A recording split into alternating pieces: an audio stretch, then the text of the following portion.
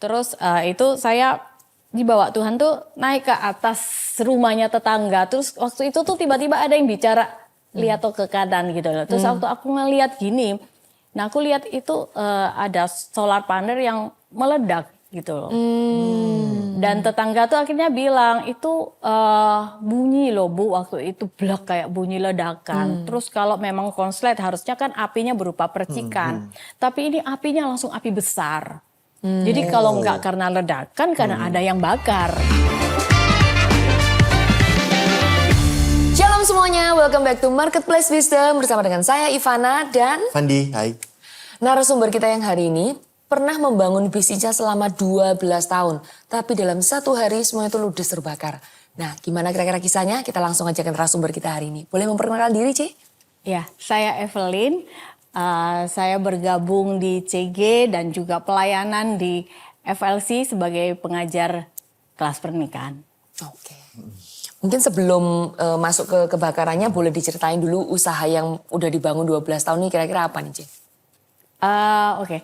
Sebenarnya lebih dari 12 tahun ya, jadi mungkin dari 2009 itu saya udah mulai kerja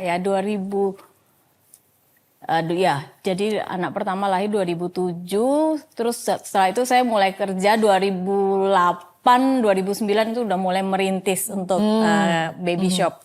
Jadi saya mikir ini anak saya kebutuhannya banyak gitu ya, jadi mungkin saya mulai kerja kecil-kecilan. Jadi kita benar-benar memang dari nol. Saya bangun bisnis ini dari barang dari supplier, modalnya nol gitu ya. Kadang modal pakai hutang.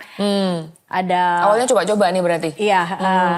Tapi memang cara coba-coba saya itu berarti kerja dari pagi sampai malam gitu. Oh. Jadi saya dari awal bekerja, saya nggak pernah bekerja di dalam kurun waktu, nggak.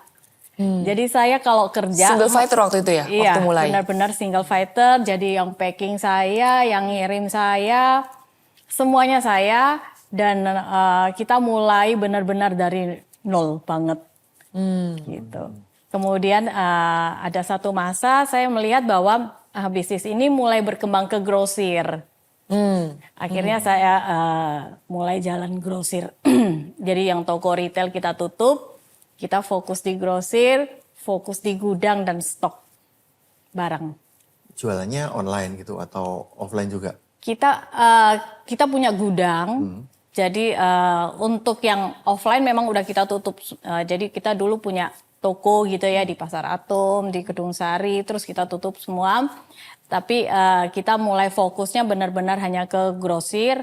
Katalognya ada di kayak WhatsApp, Telegram kayak gitu. Dan langganan-langganan tuh kontaknya lewat WA. Oke. Ini ada cerita pernah berhutang? Ya. Apa benar? Iya. Oh, what happened itu, Ci? Karena memang kita mulai dari benar-benar nol. Ya, jadi kami menikah, tinggal di mes gereja, mobil nggak punya, sepeda motor juga nggak punya, apapun nggak punya.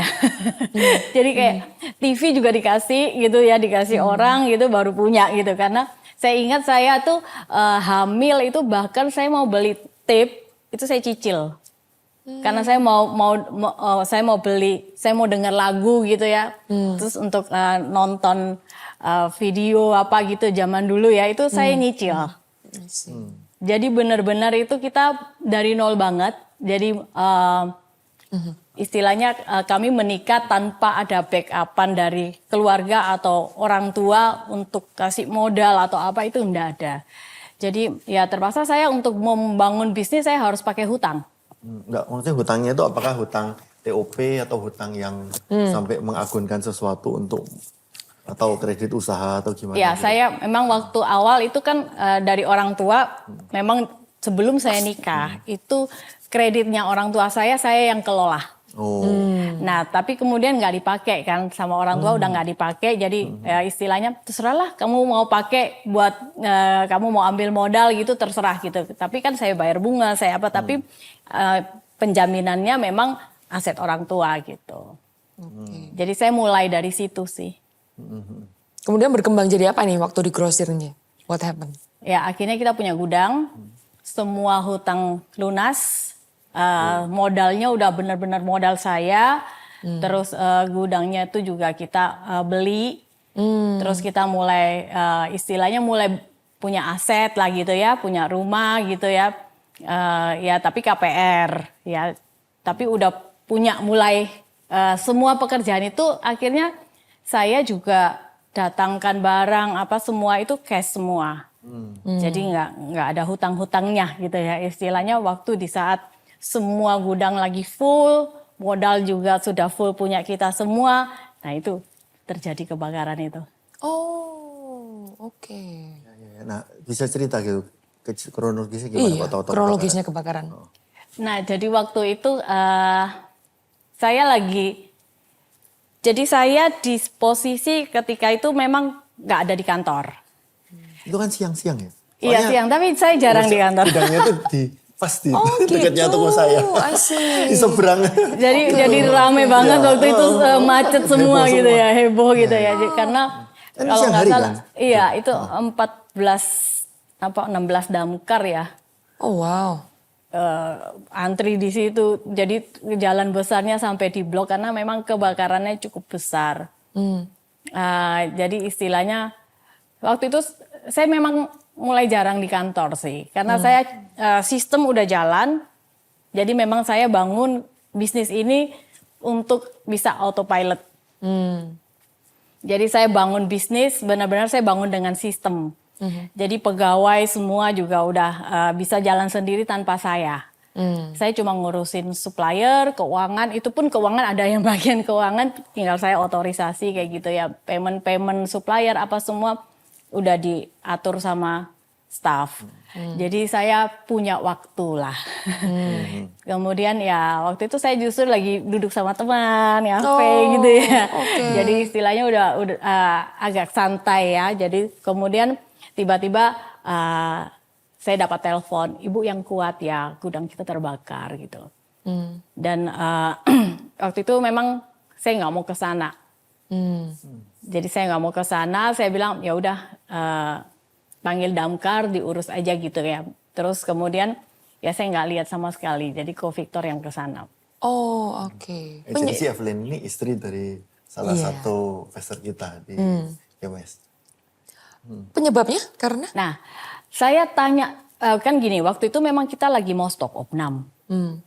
Jadi ada banyak istilahnya isu di dalam diri saya itu, apakah karena saya mau stop opnam, jadi kepala gudangnya berulah gitu ya.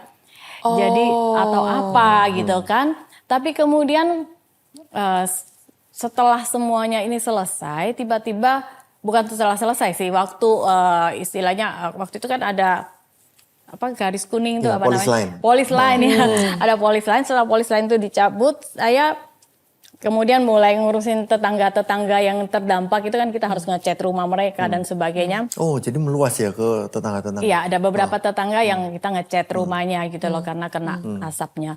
Terus itu saya dibawa Tuhan tuh naik ke atas rumahnya tetangga. Terus waktu itu tuh tiba-tiba ada yang bicara, lihat tuh ke kanan gitu loh. Terus waktu aku ngeliat gini, nah aku lihat itu ada solar panel yang meledak gitu loh. Dan tetangga tuh akhirnya bilang itu bunyi loh Bu, waktu itu blak kayak bunyi ledakan. Terus kalau memang konslet harusnya kan apinya berupa percikan. Tapi ini apinya langsung api besar. Jadi kalau nggak karena ledakan, karena ada yang bakar. Nah tapi saya berdamai dengan hati saya. Karena saya pikir kalau Tuhan izinkan, entah itu misalnya orang punya niat atau itu kecelakaan, bagi saya itu udah nggak penting. Karena kalau Tuhan izinkan berarti Tuhan punya rencana di dalam ini.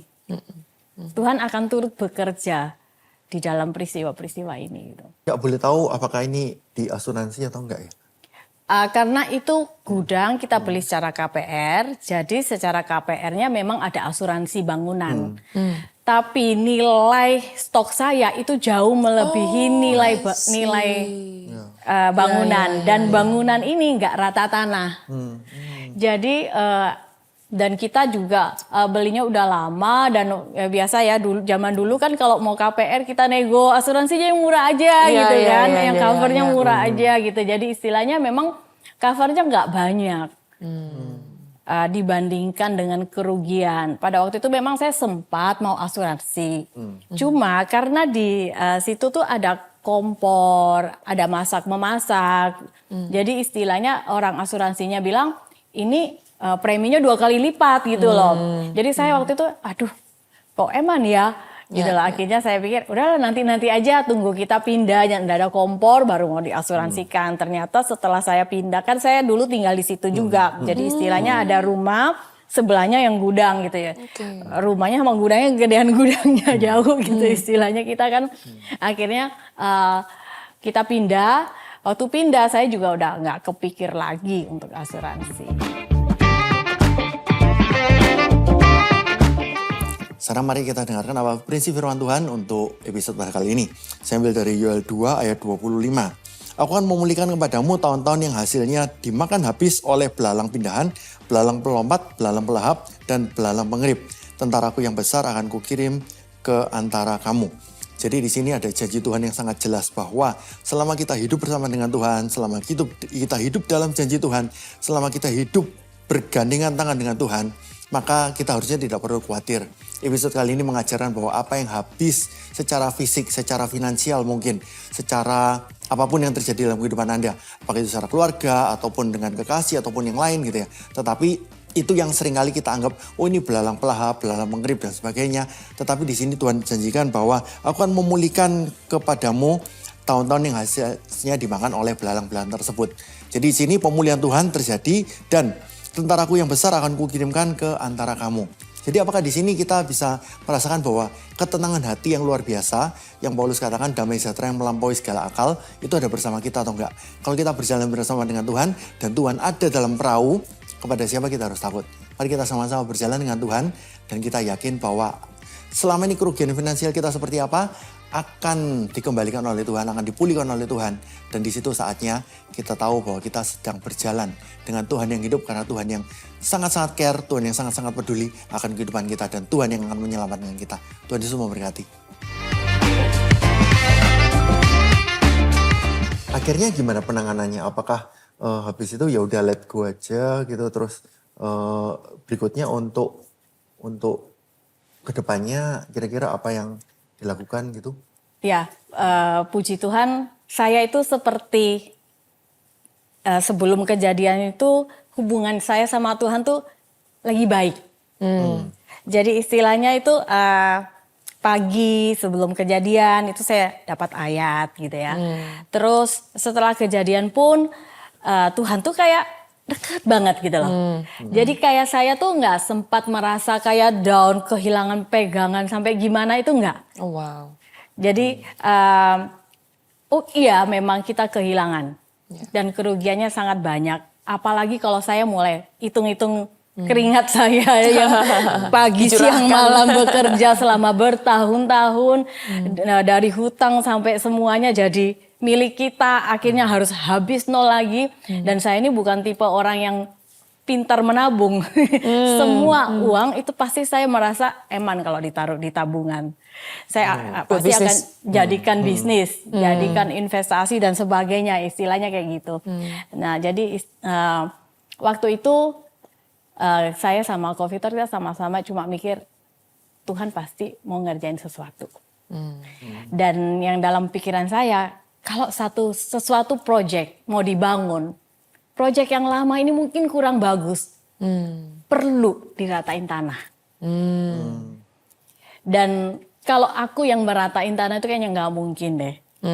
Jadi dan aku kalau disuruh melihat bisnis yang lain atau apapun itu, rasanya aku nggak maling istilahnya gitu ya, nggak berpaling gitu istilahnya. Jadi mungkin ini Tuhan mau bangun sesuatu. Dalam pikiran saya cuma itu aja. Tuhan mau bangun sesuatu di sini.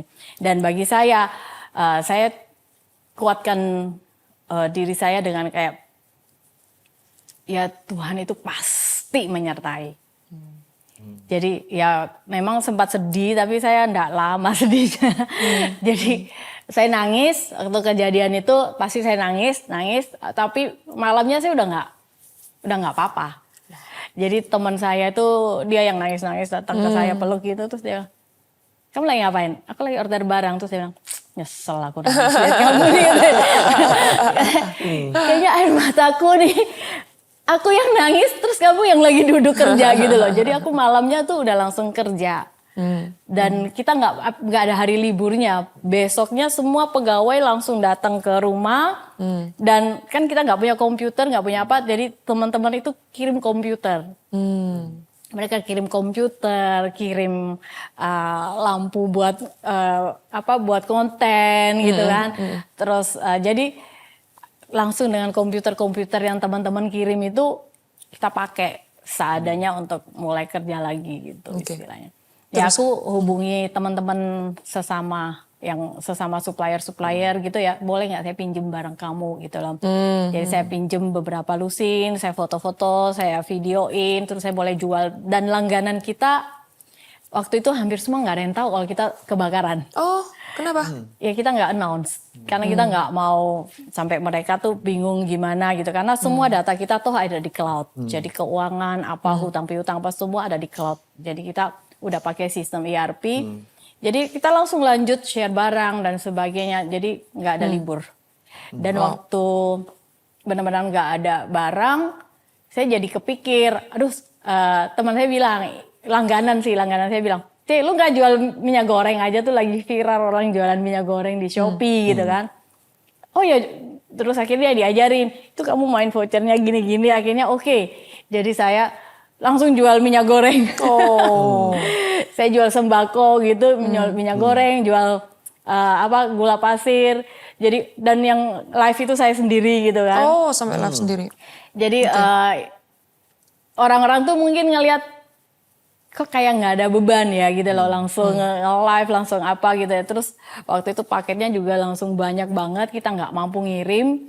Akhirnya saya cut, nggak lanjut. Jadi jualannya cuma 2 hari apa 3 hari, tapi 1 hari tuh 2.000 paket, 2.800 paket, padahal nge-live cuma sebentar gitu, malam doang. Akhirnya saya cut, karena nggak nututi semua pegawai itu harus cari minyak goreng di mana-mana, di Indomaret di mana-mana gitu ya, untuk di packing. Terus sistem kita juga nggak siap untuk retail. Tapi dari situ saya lihat bahwa retail itu punya potensi yang cukup besar. Akhirnya saya mulai bangun sistem retail saya. Yang asalnya grosir sekarang setelah kebakaran jadi retail. Ya, jadi kita akhirnya jalan 2 sekarang.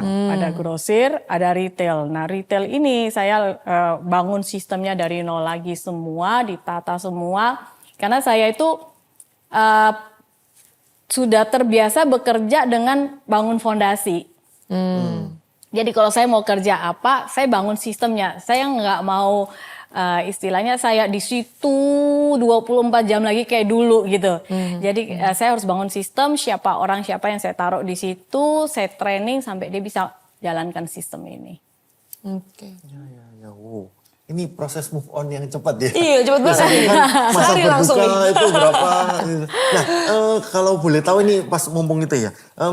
Gimana urusan dengan aparat, misalnya polisi, polis line, apa gitu. Tentunya kan biasanya mereka kan pasti punya asumsi dan ya semua itu tangan perkiraan. Tuhan ya. Jadi saya tuh memang, jadi Ko Victor itu tetap aktif di gereja, nggak ada bolos 1 hari pun nggak ada dia itu nemenin saya off 1 hari misalnya tak ngurusin ikut gitu, enggak. Jadi benar-benar saya urus sendiri dan seperti kita tuh seperti nggak ada masalah apa-apa gitu, nggak.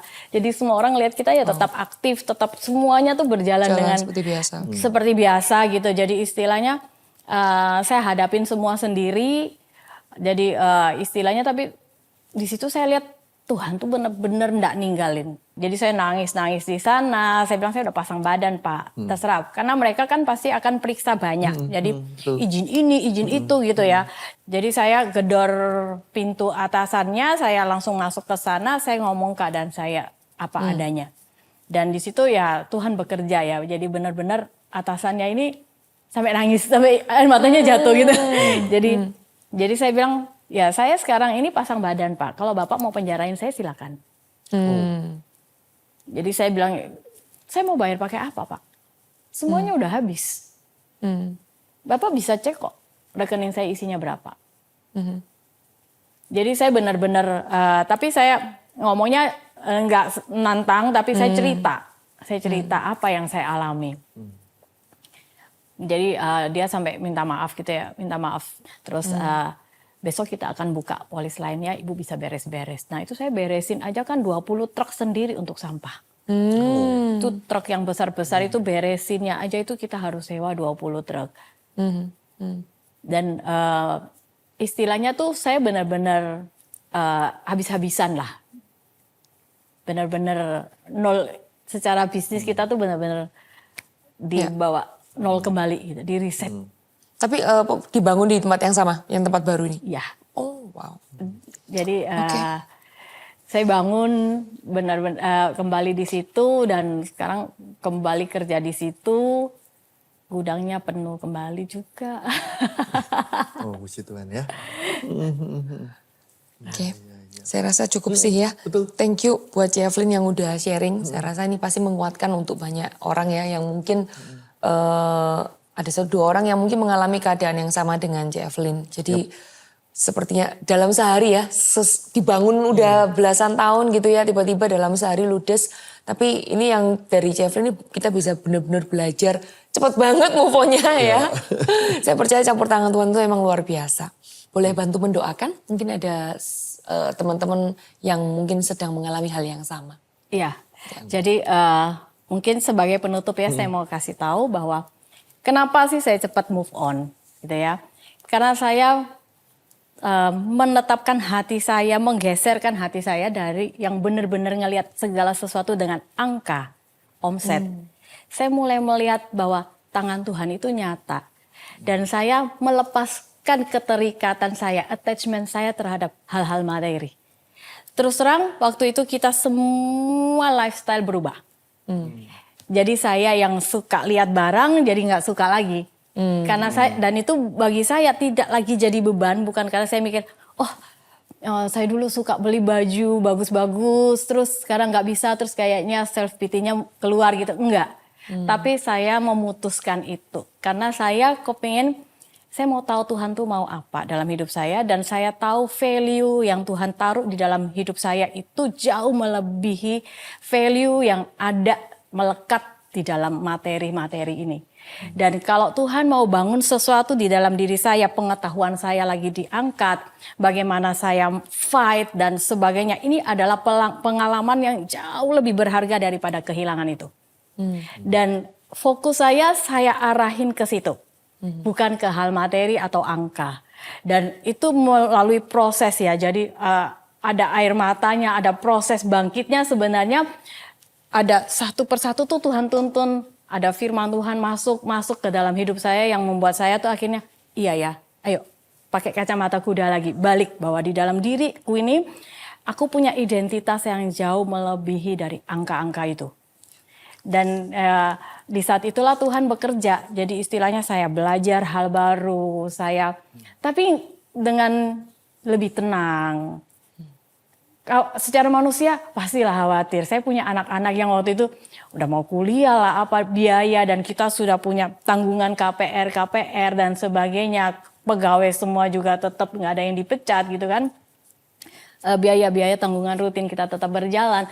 Tapi prosesnya itu karena saya melekat sama Tuhan, itu benar-benar jauh lebih mudah. Jadi jauh lebih mudah. Jadi kayak sekarang ini apapun yang kalian alami, mungkin bisnis lagi nggak baik, jangan berhenti berharap, jangan pernah kehilangan harapan di dalam Tuhan. Dan tetap berusaha, harus tetap ada inovasi. Tuhan bilang, kamu yang kekurangan hikmat, mintalah padaku. Jadi kita nih nggak akan pernah merasa diri itu bodoh atau terbatas. Kita nih unlimited. Di hadapan Tuhan, kalau kita mau pakai hikmat Tuhan, kita mau bekerja dengan apa yang kita bisa, Tuhan tuh bisa pakai apapun itu, sekecil apapun itu. Dan itu yang saya kerjakan. Bukan berarti saya jadi orang yang paling hebat, tapi saya melihat tangan Tuhan itu luar biasa, melebihi dari kemampuan saya. Gitu. Oke, kita berdoa. Tuhan, terima kasih buat kesempatan hari ini. Tuhan, kami percaya hari ini juga Engkau sedang menjamah setiap hati yang sedang berseru kepadamu ya Bapa. Apapun keadaan mereka, mungkin mereka sedang terpuruk, mungkin mereka sedang berada di dalam hutang piutang, ataupun mereka yang sedang ditipu, atau mereka yang mengalami banyak kerugian. Tuhan, kami percaya bahwa angka-angka itu hanyalah angka, tidak punya kuasa apapun di dalam kehidupan kami. Kami punya sumbernya, kami punya unlimited resource dari Engkau Tuhan. Dan hari ini juga hamba berdoa ada kekuatan yang daripadamu Tuhan. Roh Kudus jamah setiap hati, penghiburan dan damai sejahtera, sukacita daripadamu Tuhan. Engkau turun merangkul mereka hari ini juga. Biarlah hikmat-hikmat surgawi Engkau tambahkan di dalam pemikiran mereka. Banyak inovasi-inovasi, pintu-pintu dan tingkap-tingkap langit yang Tuhan bukakan bagi mereka. Mereka akan melihat kasih kesetiamu, penyertaanmu jauh lebih berharga daripada setiap angka, dari setiap kerugian. Pengalaman dan perjalanan bersamamu itu jauh melebihi dan nilainya sangat besar bagi anak cucu mereka, bagi keluarga mereka Tuhan. Biarlah Tuhan Engkau sendiri yang hadir, Roh Kudus Engkau berkarya di dalam kehidupan mereka. Engkau telah menaruhkan fondasi-fondasi yang benar di dalam kehidupan mereka. Dan hari ini juga mereka boleh melihat terobosan-terobosan daripadamu di dalam setiap kehidupan mereka. Di dalam nama Tuhan Yesus, hamba berdoa dan mengucap syukur. Haleluya. Amin. Amin. Thank you, So Jay. bless ya. Yes. Buat Anda semua yang mungkin sekarang dalam kondisi yang seperti yang diceritakan tadi ya, terpuruk atau habis gitu ya.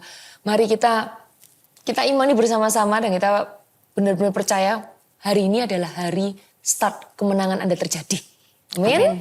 So tetap percaya, berharap sama Tuhan yang unlimited. Oke, so thank you buat hari ini episodenya sampai di sini. Kalian boleh, Waiko, Like, share, komen, dan jangan lupa follow Instagram kami @gmsbiskon untuk update-update terkini. yes, jadi kalau misalnya ada juga topik apa yang mau disampaikan yang ingin dibahas, boleh langsung tulis di komen. Oke, so see you di next episode. Bye-bye. Bye-bye, God bless.